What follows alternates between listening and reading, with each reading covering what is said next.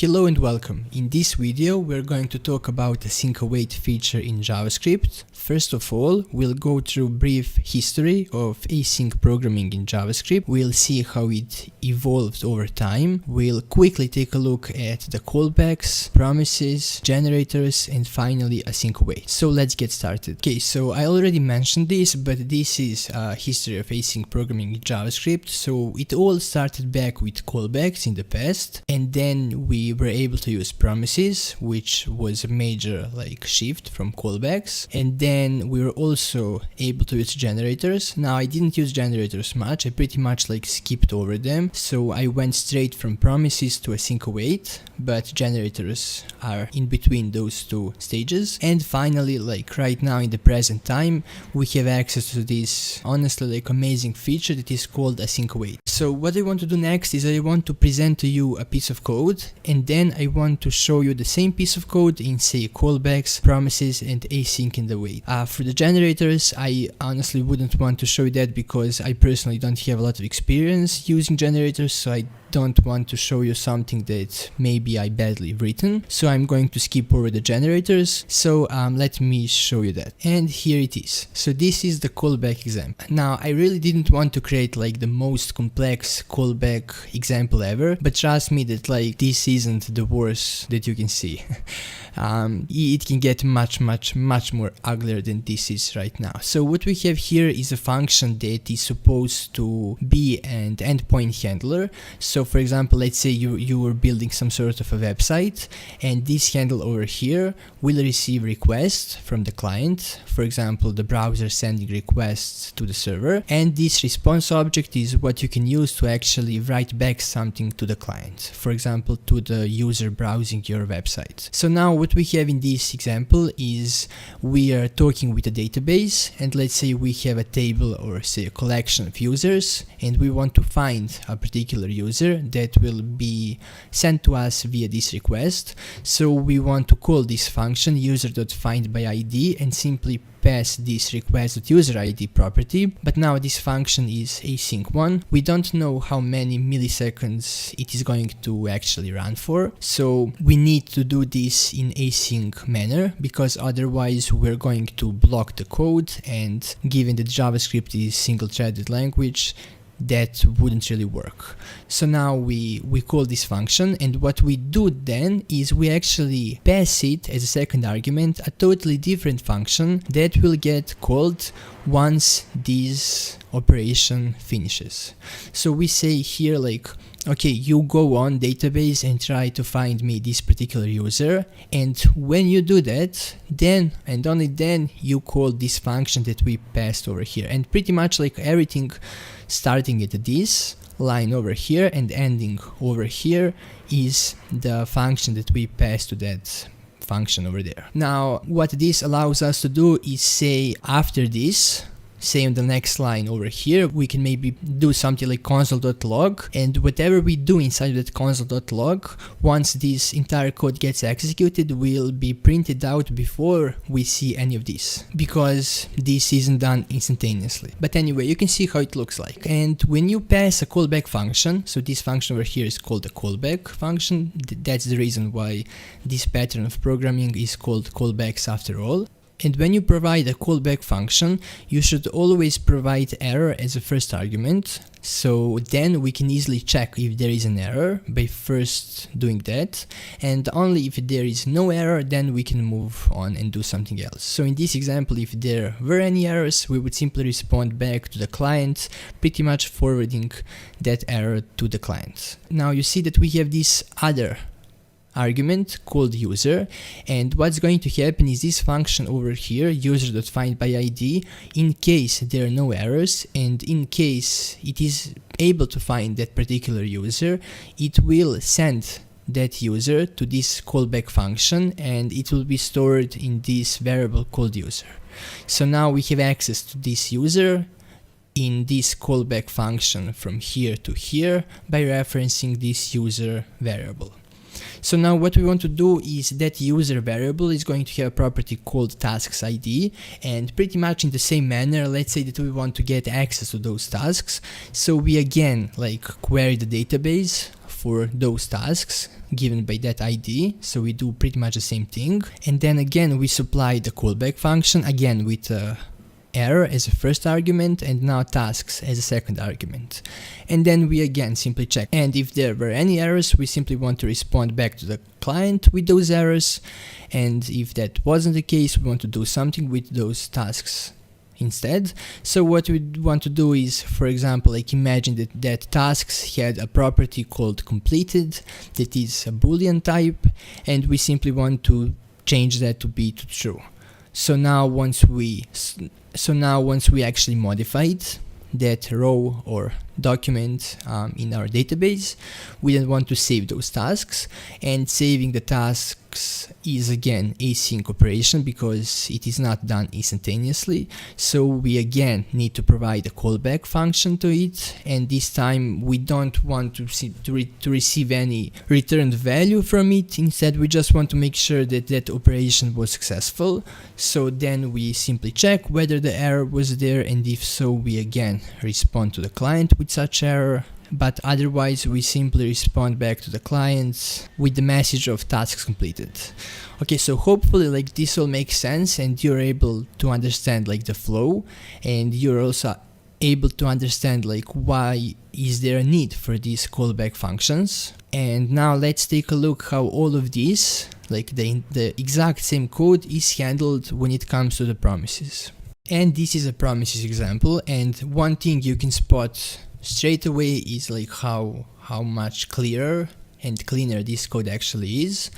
So this time what we're doing is, given that user.findById is again the same function and it is again async function, we simply call it and we pass whatever argument we actually want. But then instead of supplying a callback function to this line over here, what we then do is we tack on the .then function, and then there we actually supply, you can think of it like callback function, what will happen once this operation is completed.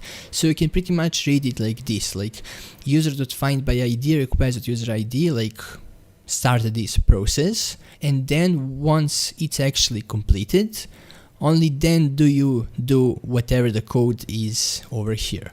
So when that's done, we can then get a handle on that user's object, and then we can do something. Now here we are going to start another async function called tasks.findById.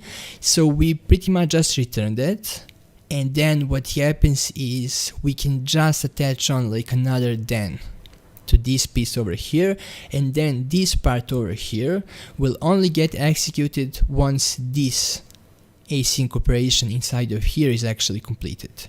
And now in the same manner we can do these lines of codes over here, and then tasks.save is yet another async operation, so we want to return that as well. And then we supply another function that should be executed once this is done, and now we don't need any parameters here, so we just respond back to the client saying tasks completed. Now you might be surprised how we didn't do any error handling so far. So what's going on is, using promises you can actually call .catch at the end, which will catch all the errors for you, and then we simply want to respond back to the client with such errors if that was the case. So as you can see, it's much clearer because one, error handling doesn't need to happen all the time. We can just like have a specialized piece of code that is going to handle errors no matter where they actually happened. And two, as you can see, we don't have that nesting pattern that gets really hard to read, that is called callback hell, and sometimes it is referred to like Christmas tree shape, because as you can see it goes kind of like this and then the opposite. So it is definitely like a much neater way to write async code in JavaScript.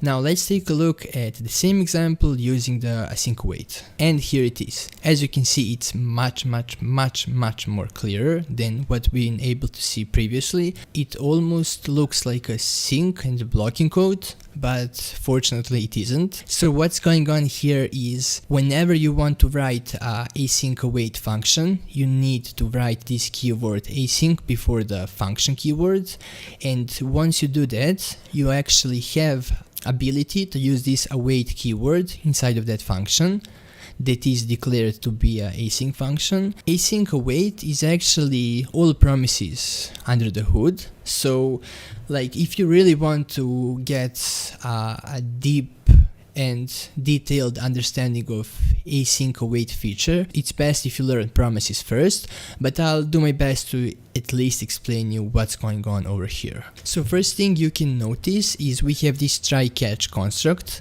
and that is how you're able to handle errors in async await functions. So this catch piece over here is similar to the catch piece we have seen over at the promises example. We do all of our error handling inside of here, and inside of our try block over here, what we do is next we call this user.findById, and again we pass the parameters that we wanted, but now we actually write this await keyword in front of it, which will actually tell this function that this operation over here is a async operation and it's not going to happen instantaneously.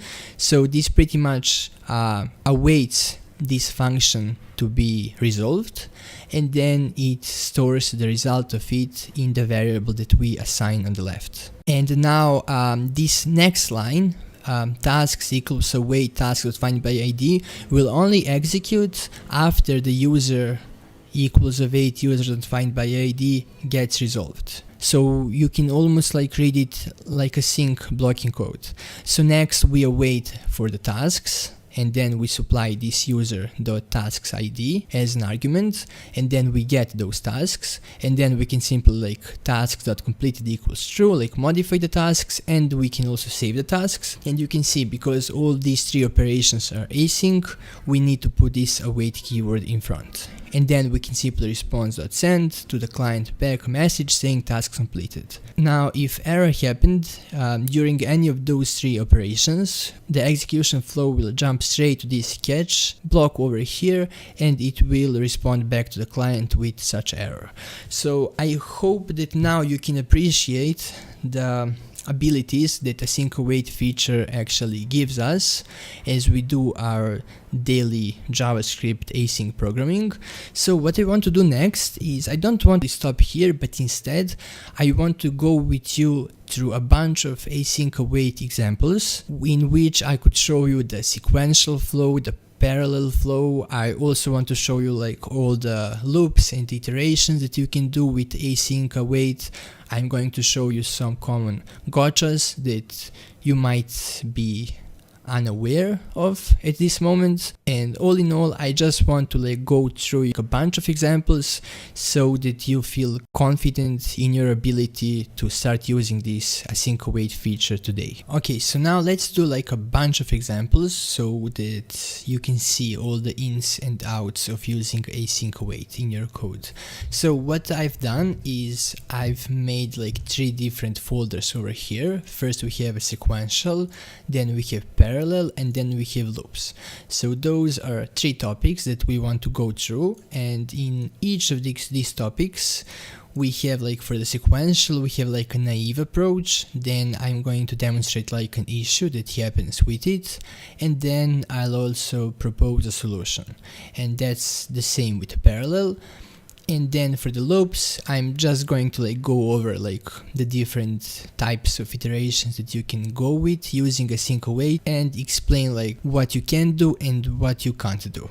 So let's get started with the sequential project example, and let's go in this naive approach. So we have two files that we care about. We have a main.js and we have a processes.js. So if I open main.js file, you see that we simply get a handle on those two processes that we actually have inside of that processes file. And the whole idea about this small project is that we have two processes that are async and that we want to run them sequentially. So now, like in that example that I've shown you in the slides, we have this function main that gets called over here, and then we attach this async keyword in front of this function keyword, and then we do all sort of things inside of here. So what we do is we await for those two processes, and then what we want to do is we want to store their values in these two variables over here, and then simply when all of this is done,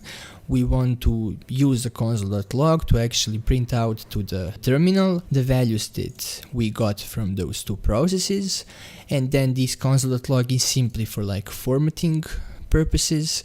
And we also call this console.time and console.timeEnd functions, which will tell us how long the function has been running for in milliseconds. And if there are any errors, we simply console.error them again to our terminal over here. So now let's take a look in this process.js file and see what's in there. So over here we just export two functions that are also async ones, and in them we simply like output that process has started. We again use time and timeEnd to show to the terminal how long this particular function has been running for, and likewise for this second one. And then we kind of fake this operation by simply waiting 5000 milliseconds, and for this wait function I'm actually using set timeout, but because set timeout is expecting a callback, we're actually using this promissify function from the util package in Node.js, which will actually turn this set timeout into a promise based function that we can use inside of our async code. So remember, like the async is pretty much like promises with a different interface that we can interact with. So we can't really use callback functions inside of our async function. All of that needs to be promises. That's the reason behind this. And I didn't tell this before, but I'm using Node for this because it's much easier for me to using all sort of things like this that are already built in. But you can of course learn async await and use it for like everything that you do inside of JavaScript, be it backend, be it frontend, your choice. So hopefully like this is making sense. Like this is really simple, fake, made up example, and when both those processes are finished, we simply return some value. For example, process 01 is going to return this process 01 dash value string, and process 02 is going to return this value instead. So now let's actually run this and see what's happening. So I'm going to use my terminal. Let me just bring it up a bit. And then I'm going to navigate to that directory and to that subdirectory. And then I'm going to execute node and then main.js as an entry point. So as you can see, process 01 started and it is taking some time. And then it says process 01 ended and it took roughly 5000 milliseconds. Then the process 02 started and then the process 02 ended, and that one took 3000 milliseconds. And then we see that process 01 returned back to us this value, and likewise for the second process. And then we can see that the total running time for this entire example is 8000 and so milliseconds. And that makes sense because when you take a look here, this one takes 5000 milliseconds roughly and this 3000, so that totally adds up. So that's all good, and as you can see, it seems like it's working, but you might have noticed that I didn't use try catch blocks inside of these two functions, and that is kinda okay, because if this or this function returns an error, it will simply bubble up to this main function, and then we are able to catch it inside of here. So that's good, but we'll see like what bad can happen in doing so in our next example. And now I'll navigate to our second example and show you the changes. So if I open this file, main.js over here, and I close the other one so I don't get confused, we have the same code in our main.js file over here, and our process.js file is also the same, but we did add this throw new error line in this process 01 function. So the process 01 is going to actually throw an error once run, and we'll see how it affects everything over here. So let me quickly navigate to that directory, and let's see what happens when I run it. So I'm going to type node main.js, and as you can see, process 01 started, and then we get this error over here that process 01 failed. So what happened is this code started going sequentially. It came to this point over here. Then the process 01 threw an error, and then the execution flow jumped straight from this line to the catch block over here. And that's the reason why nothing of this executed afterwards. So if you have multiple processes that you want to await sequentially, this wouldn't really work, because as soon as one process were to return an error, the rest of them wouldn't get executed. Now, sometimes this is really good, because maybe if this process failed, you just want to exit everything, and then you can use this approach. But if you really don't care if this process 01 throws an error or not, and you simply want to get as much value as you can from the other processes, then this wouldn't work for you. So now let's take a look at one approach that you can use to avoid having this sort of issue. So I'm going to close both of these files, and then I'll open this 03 solution directory, and here we have the exact same main.js file, but this time the process.js file is different. We again throw new error inside of the process 01, and we again don't throw any errors in the process 02 function, but we did add this try catch block into both of them. And what's going to happen is, as soon as this process 01 throws an error, it is not going to actually bubble up to this part over here, but instead it will actually jump to this line in the same function and simply do this. And we'll see how this would totally save our lives if we want to get this value no matter what happens with the first process. So now let me actually start this example. I'm going to go back again and go back into this new example, and then I'll execute node main. And as you can see, process 1 started and process 1 failed, but we're still doing something after that. Then we are starting the process 02, and then the process 02 actually successfully ended after 3000 milliseconds. And then we see that we have undefined value from the process 01, since that is the process that failed, but we do have a returned value from the process 02 because that one was successfully executed. And we see that the total running time for this small example is 3000 milliseconds, because this first one failed, and then we didn't need to wait those 5000 milliseconds to pass by. So with these 3 examples, you should feel more and more confident in writing async. Obviously, the more you learn and the more you know about promises, it is going to benefit you a lot. So even if you're interested in async await exclusively, I would suggest that you take some time and go over promises in your spare time. But now let's take a look at what happens when we want to execute things using async await in parallel this time. Clear this console, I'll close this file, and then I'll navigate to our second directory that is called parallel. And again, as I already told you, we have 3 different subdirectories.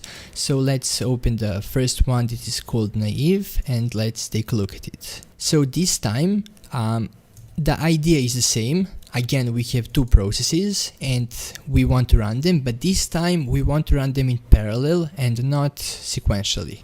That is what this small comment says. And how can we do that? Well, first of all, let me take a look at the process.js file just to show you that it is the same as we had previously, and it is also stripped of try-catch blocks, and we're throwing no errors this time. So in this main.js file, what we do first of all is we have this promise.all function. Okay, so what this promise.all function does is it returns a single promise to us that resolves when either all of the promises in its argument gets resolved, or if there are no promises over here. And this promise.all also rejects with the reason of the first promise that got rejected in its argument. So all of that might be a bit confusing, but the most important thing is that promise.all will call all of these for us and will return a single promise for us that will get, say, completed when all of these are completed. And if any of these fails, then the promise.all will also fail on that returned promise with the reason of that failure. And what we can do here is that all the returned values from this get stored into this data variable that is actually an array, and then if we wanted to access the returned value from the process 01, since it is the first element in this array, we can access that by using the notation of 0. So we are referencing the 0th element of this array, and likewise for the second process returned value, it is second element in this array, and because it all starts from 0, that is the first element in that array. And if we actually run this example,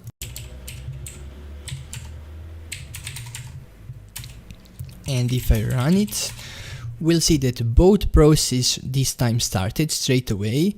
The process 02 is actually the first one that ended with 3000 milliseconds, then the process 01 ended with nearly 5000 milliseconds, and we can see that we have access to both of those returned values. And really importantly, this time we see that the total running time of this example is 5000 milliseconds, and it is not 8000 milliseconds like it was earlier, because like we have those two operations, and the operation 01 is the longest one, so the running time is pretty much going to equal the longest operation that we are running, because the other operations are going to be completed by that time. So this is all great and it is working. And now let's take a look at one potential issue that you might have with this approach. Okay, so I'll close all of this and let's go into the second folder. Okay, so the issue. Okay, so this is the same like it was before, but if we come to these processes, we see that it looks awfully similar to this example over here, and in fact I tried to keep them in the same manner. So the only change is this time we're throwing new error in the process 01, and let's see how that affects our promise.all function. Now, if you remember what I just said is that the promise.all returns a single promise, and that single promise actually fails with the reason of the first promise that fails over here. So let's see what happens. I'm going to start this. And there it is. So we actually, let me bring this up. So we started both of the processes, and then the process 01 failed, and then the process 02 ended, but as you can see, this never got executed because it jumped straight to this block over here. And the total time running, we also didn't see that because again all of this was avoided because of that error. So this is no good if you were interested in at least say this value over here, no matter that the first one failed. So the solution is going to be pretty similar to what we did in the solution for our sequential problem that was of the same nature pretty much. So let's quickly jump into it and see the difference. Okay, so the main is the same, and now let's jump into the process.js file and see what's changed. And it is similar to what we've been able to see before, so the only change is that we added the try-catch blocks into both of these functions, and again we're throwing new error inside of this process 01. So let's see how that affects things. So I'm going to navigate to that directory. and then I'll type node main, and as you can see, so both of them start running, but immediately the process 01 fails, and then we get a notification that process 02 started. But this could be slightly misleading because both of them got executed at the same time. So let me make one small adjustment, because now on the second look this could be a bit confusing. Let me just simply, before we throw new error, let me actually just await for, let's say, 100 milliseconds or so. Just want to show you that by reading this, you might think that this is executed sequential, because you see process 1 started, process 1 failed, and only then process 2 started. But if I actually rerun this example now, we see that both of the processes actually started, then the process 01 failed, and then the process 02 ended. And now we have access to all of these over here, because we handled the errors more carefully this time. And we see that process 01 returned, well, we don't know, it failed, but we have access to this value that process 02 returned, and it is correct one. And the total running time is 3000 milliseconds, because the first one failed and the second one was running for exactly that amount of time. So now if you ever need to run some operations in parallel that are not depending one of another, you can use the promise.all. Just be careful with the errors. If any of such processes can actually throw an error, and most of the time they indeed can, make sure that you're handling those errors inside of them, and don't simply rely on those errors bubbling up in your main, because as you can see, it will totally mess up the application flow. So now we've seen sequential execution, we've seen parallel execution. Now we are going to take a look at loops and iterations and see how can you do that using async await. So I'll quickly close everything and I'll quickly close everything, and then I'll open the loops directory, and let's get started with a simple old good for loop. So I'm going to open the main, and this time the idea behind this example is different, which should be cool because we got a bit too used to the old example, and that could be a bit boring by now. So this time we have our secret algorithm that we made, and we want to benchmark our algorithm and indeed make sure that it is running in the time that we think it is. So what we want to do is we want to run it multiple times and figure out the average running time. Okay, and here we have number of tests or number of runs that we want to do, and just thinking about that, let me actually rename this number of runs because that makes more sense. Okay, so we have number of runs that we want to do, we have our main function, and we have our for loop. So as long as I is less than number of runs, we want to do it and keep incrementing that I variable over here. So we pretty much just want to await secret algorithm 10 times in the loop. But we want to do but based on the description of this problem that we are dealing with, we are also interested in time. So I did pull in this performance-now module for the Node ecosystems, and I'm simply storing it in this new variable.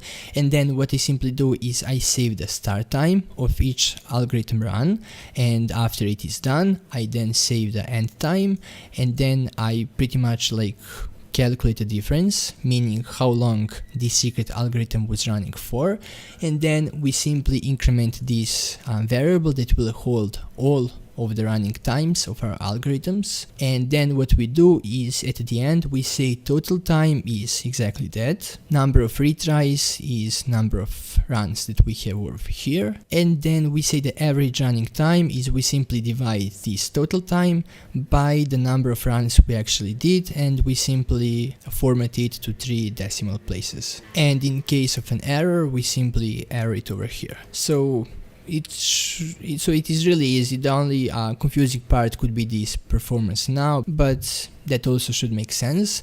And now if I open this process file, things are slightly different this time.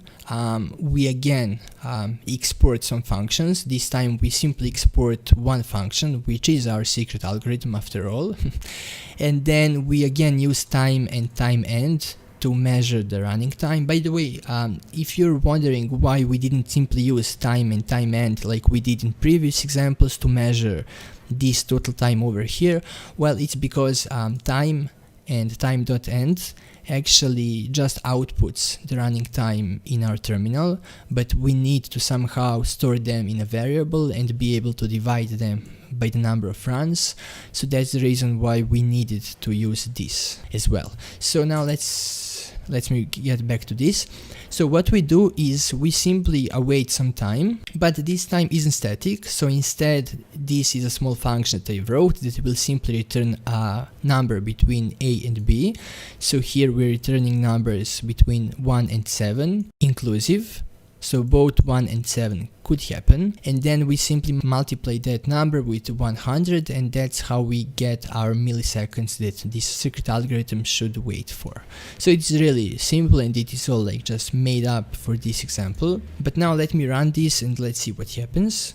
So I'm going to navigate to 0, 3 loops and then 0, 1. Okay, and now if I execute that example, we see multiple secret algorithm runs over here. In fact, there are 10 of them. We then see that the total running time, so all of these values combined together, is 5000 and nearly 300 milliseconds. We then see that we had 10 retries, and once we divide this by 10, we see that our secret algorithm is running for roughly 500 milliseconds on average. So this is one example in which you can use simple old good for loop, and you can see how the regular for loop plays really nicely with await. We didn't do any new stuff really, we simply awaited whatever we wanted inside of our for loop and everything was well. So now let's take a look at the for each, which I really like, and I made a video about it in my ES6 series, and let's see what happens when we use it instead of this for loop. So I'll close both of those files and let me open the main.js. Now for this example, I wanted to create a slightly different example so that I keep things interesting and fresh. So in this example, we're actually running a grid of power plants, and we want to somehow group them together in a single array and be able to quickly turn all of them on and off. So we have this power plant class over here, and let us first of all take a look at that. So if I open this power plant file, we see that this is a simple ES6 class that is called power plant. We have a constructor, and in that constructor we simply pass in an ID. Now ID could be anything, so that's just like the name that we'll assign to that power plant in particular. And then we have two async functions to this class. We have turn on and turn off, and what we are doing, we are simply outputting that, like turning on power plant and then the name that we gave it, and then we're using time and time end to actually measure how long this turning on operation took. And then we're using again the same await wait, and we're getting some random number and we're multiplying that by 200 milliseconds. And then we simply do this for to get a new line so that formatting is a bit prettier. Turn off function is exactly the same, we're just outputting different words to the console. Okay, so it's really easy to understand. And now inside of the main, what we're doing is we're creating a new array, new empty array of power plants. Then we are adding to that array a new power plant 5 times, and we are simply giving them an ID of 01, 02 through 05. And then what we want to do is really quickly to be able to turn all of them on and turn all of them off. So we use the for each helper for our power plants array, and then we get access to every power plant in that array, and for each power plant in that array we want to await an operation of turning it on and turning it off. So let's see what happens. So I'll navigate to that folder. and I'll type node main. And as you can see really quickly, something is really wrong and it's actually not even running. So it says syntax error, unexpected identifier, power plant, which is a bit weird because we kind of defined it over here, but the problem is simply that you can't use a wait keyword inside of your for each. So if you wanted to use for each with a wait, you unfortunately can't do it. But there are other ways that you can, and one solution to this problem is using the for of. So we're going to take a look at that next. So let me close this file and let me open this next example, which is exactly the same, so I don't need to do any explaining. We again have the same situation, we again do the same things. We again have the same class over here. So the only difference is this time we're not using the for each, but we are using the for of, which is you simply start with a for keyword and then you write like the name that you want to reference each and every element of some array, and then you simply type array name. So for every power plant that will be in the power plants array, we do something. And now like this needs to match our array, but this over here you can call it simply x if you want it. This is just a new variable for you that is scoped for just this block of code, and then you can use it over here.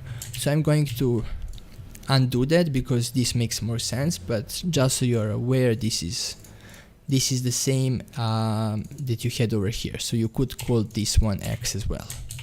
Okay, so now in this for of example, you can see everything is the same, and simply let's run it and see if this works this time. So I'll go back and I'll go in the for of example and I'll start that off, and as you can see it seems to be working. So we are turning on power plants, so we turned on power plant 01, 02, 03, 04, 05, and all of that worked, and then we proceeded to turn all of them off with this piece of code over here, and we turned them all off. So this is example how you can use the for of and how you can't use the for each. So that should be main takeaway from these two examples over here. And now for the final example, let's take a look at the while loop. So I'm going to close both of these files and I'll navigate here. So this time we're back again in our benchmarking example. So we are benchmarking our algorithm again. Let me simply rename it like I did in the previous. Okay, in the previous example, so we have really similar. So the secret algorithm is the same, so I don't need to do any explanation over here, but the main is a bit different. I mean, I made it so that we really want to use while, just so that I can demonstrate while loop. So what I did is we have this retries variable that is equal to 0, and we have total time which is equal to 0, and then we simply repeat this piece of code over here while the number of retries are less than the number of runs. So this over here will run 10 times, and then again we store the time before running algorithm, we store the time after running the algorithm, and then we save the difference in this variable over here. Now after each run of this algorithm we want to increment these retries, otherwise this will be in infinite while loop, and then at the end we simply output total time, number of retries, and the average running time. This time we can either divide it by number of runs constant, or we can divide it by retries, because they will store the same number in the end. So let me do that. Let me run this example.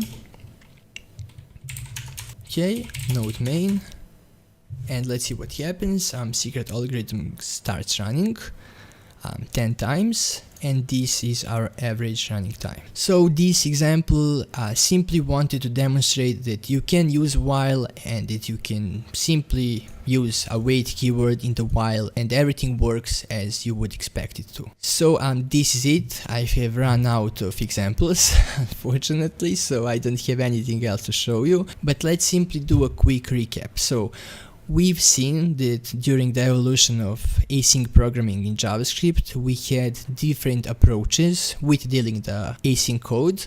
We started with callbacks. We've seen that while they do get the job done, it isn't the prettiest code ever, and it can get really tedious to follow the logic of the code that you wrote. So that is the downside of callback approach. Then we have seen that the next best thing were promises, and in fact promises, we are also going to use promises in our async code. You've seen that promise.all function. You've seen that if you have some legacy code, or simply the module that you're using is implementing the callback interface, meaning it is expecting you to pass in a callback function, you can't really use it directly in your async function.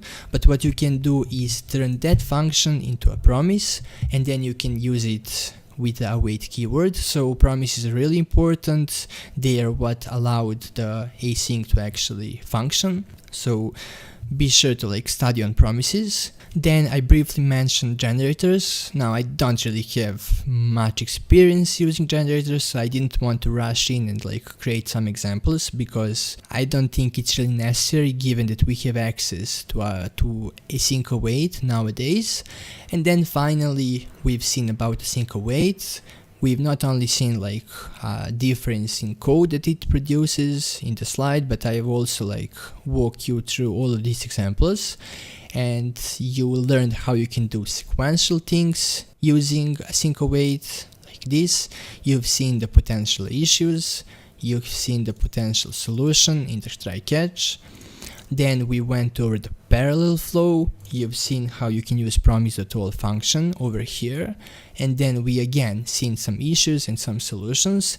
And then last but not least, we've seen how you can use async await when you need to iterate over through some data. And we have discussed for loops, for each, for of, and while. So all of that should help you out in the future. And I hope you learned something from this video. It is a really long one, so congratulations for sticking with me through the end. Hopefully you learned something. It wasn't too complicated to follow me, and if you liked it, please leave me a like. If you dislike it, please dislike it, and if possible, let me know what I can do to improve in the future. Thanks for watching. See you in some of my other videos.